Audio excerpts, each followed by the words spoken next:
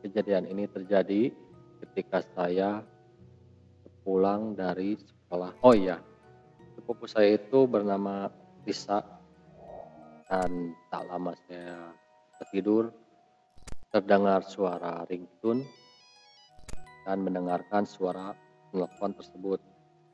Penasaran sosok apa yang tadi siang tertawa di tak lama kemudian masuklah sosok anak kecil itu. Lalu dia tertawa. My name is Peter.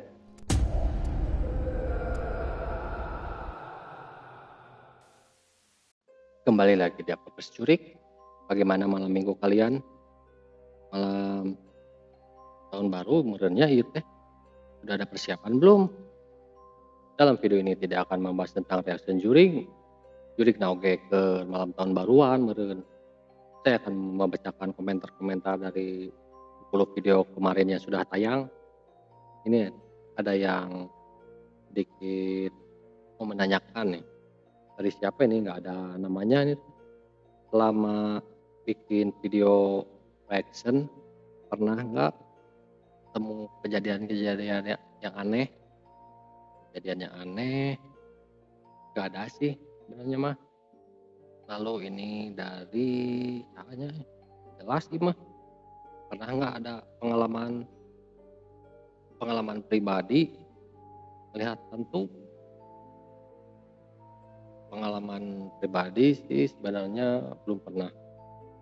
Tapi kalau berinteraksi dengan hantu pernah.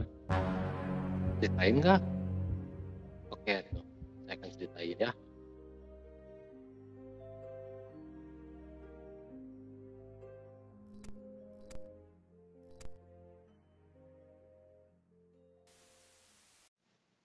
Menjawab pertanyaan tadi, pernahkah selama ini melihat hantu?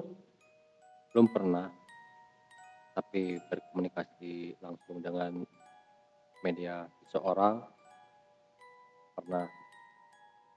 Tepatnya di tahun 2000-an ketika masih duduk di bangku SMA. Cerita sedikit. Dulu saya tinggal di rumah dinas yang merupakan bekas rumah Belanda karena kakek saya merupakan anggota TNI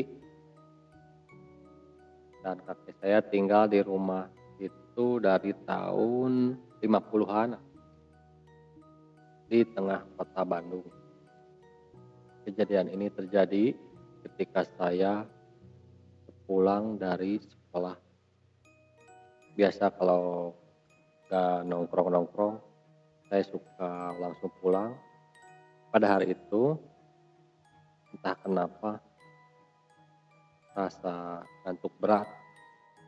Ya, pengen tidur, mungkin kecapean. Tempat favorit saya biasanya di loteng rumah. Jadi, setelah menyimpan tas di kamar, buka sepatu, terus saya pergi ke loteng sambil menunggu sepupu perempuan saya yang pulang sekolah juga sama. Oh iya, sepupu saya itu bernama Lisa yang merupakan penulis novel di film Danur. Tapi keluarga saya memanggilnya Neng Ica dan saya sendiri memanggilnya Ica. Saya tinggal bersama Ica dari sekolah dasar dan kita pun sampai lulus sekolah lalu sekelas, lanjut ke loteng. Akhirnya saya tertidur ditemani handphone jadul yang dulu masih ngetren, handphone Nokia. Dan tak lama saya tertidur, terdengar suara ringtone berbunyi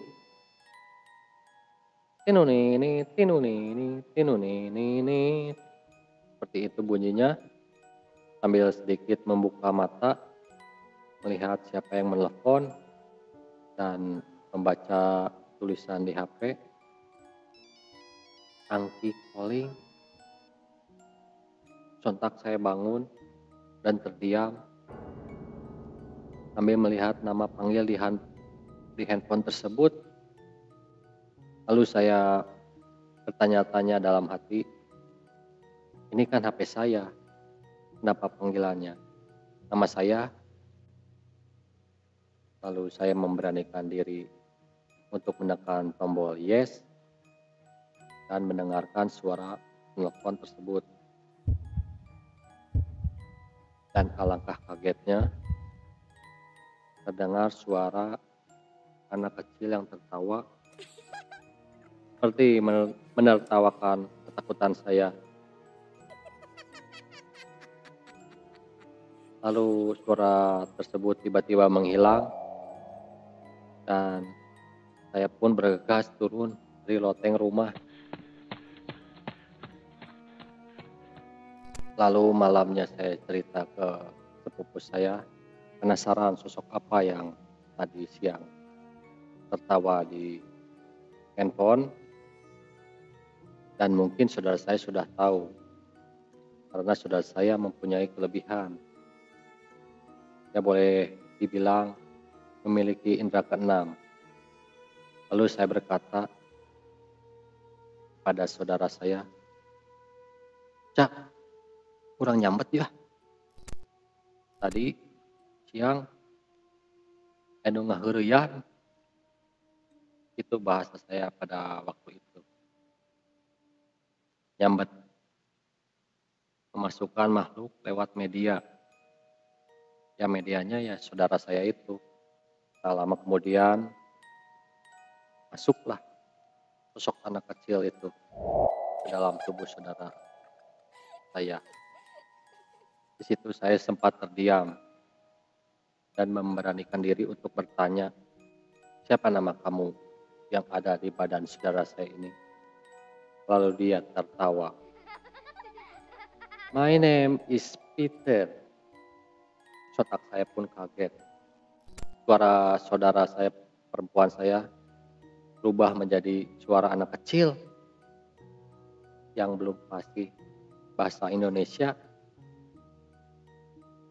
Lalu saya bertanya lagi, di mana kamu tinggal? Saya tinggal di sini. Di mana kamu suka bermain? Lalu dia menjawab, di sini, di atas. Kadang saya bermain di bawah pohon yang berwarna merah, pohon jambu, karena jambunya memang dulu merah-merah. Apakah tadi siang kamu yang telepon ketika saya sedang tidur? Dia tertawa. Hahaha. Ya, karena saya penasaran dengan kotak ajaib itu. Yang dimaksud dengan kotak ajaib adalah handphone. Boleh dibilang kotak pintar dia bilangnya. Tapi tak begitu banyak saya bertanya karena saya melihat kondisi saudara sepupu saya yang sudah lemas. Lalu saya menyuruh sosok pintar itu untuk pergi dan keluar dari badan sepupu saya, Ica. Dan setelah keluar, saudara saya itu tampak lemas dan sedikit terbaring, mengatur nafasnya, ibarat seperti yang sudah berlari. Lalu saudara saya pun berkata, geus kieu ah, capek urang. Itu kata-kata yang pada waktu itu yang dikeluarkan oleh saudara saya, Ica. Lalu saya menjawab, Ca, kena naon lah, cukup. Kurang penasaran teuing. Mungkin itu sedikit cerita kisah nyata yang bisa saya sampaikan masih atau yang masih teringat di pikiran saya sampai saat ini. Sebenarnya masih banyak cerita yang pernah saya alamin. So, jika kalian suka dengan channel ini, seperti biasa, subrek aja dan nantikan storytelling selanjutnya. Dadah.